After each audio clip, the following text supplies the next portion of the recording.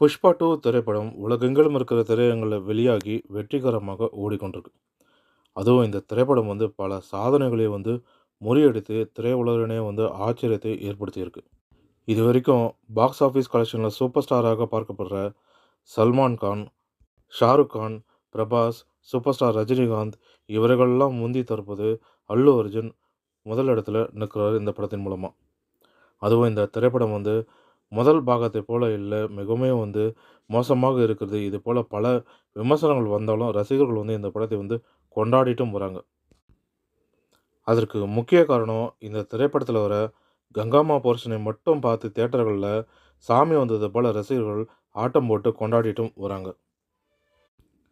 இதனாலேயே இந்த திரைப்படம் 6 நாட்கள்ல 1000 கோடிக்கு மேல வசூல் செய்து புதிய சாதனை படைத்திருக்கு இந்திய சினிமா திரையுலகுல. அதன்படி ராஜமௌழி இயக்கத்தில பிரபாஸ் நடிப்பில வெளியான